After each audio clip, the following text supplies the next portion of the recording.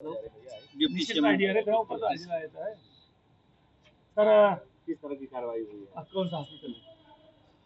जीवन ज्योति। ये पहले तो मैं आपको ये बता दूं कि जो राजेंद्र नगर में दुर्घटना बेसमेंट में हुई है, उसके क्रम में दिशा निर्देश दिए गए हैं कि सभी बेसमेंट, चाहे वो उसमें कोचिंग चल रही हो, चाहे अस्पताल चल रहा हो, चाहे कुछ भी मतलब कार्रवाई हो रही हो इस तरह की जिसमें मानव जीवन को खतरा है, उससे संबंधित जांच हो रही है बेसमेंट की।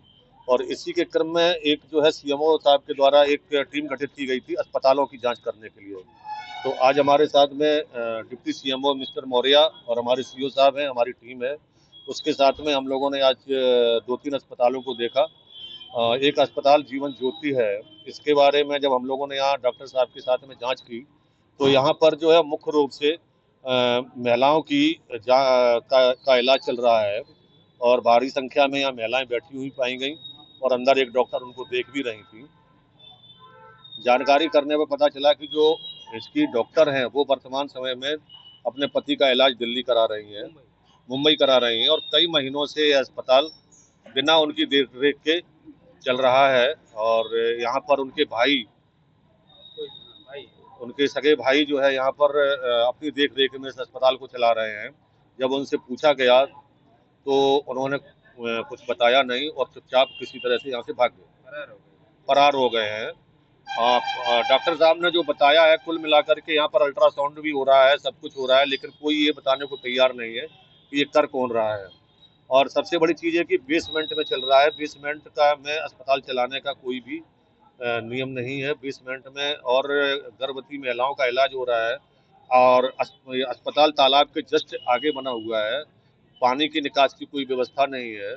अगर किसी भी प्रकार का बरसात हो जाती है या आग लग जाती है, कुछ भी हो जाता है तो यहाँ पर बड़ी दुर्घटना होने की पूरी संभावना है।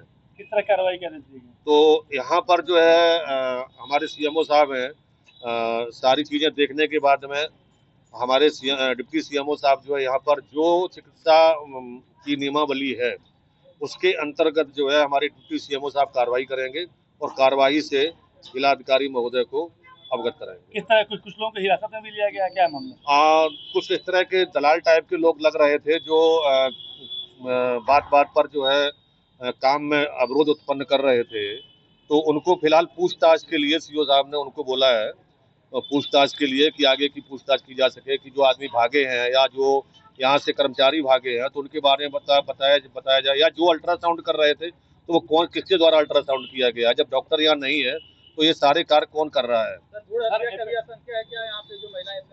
अब इस संबंध में तो हमारे डिप्टी सीएमओ साहब बताएंगे, डिप्टी सीएमओ साहब सामने हैं।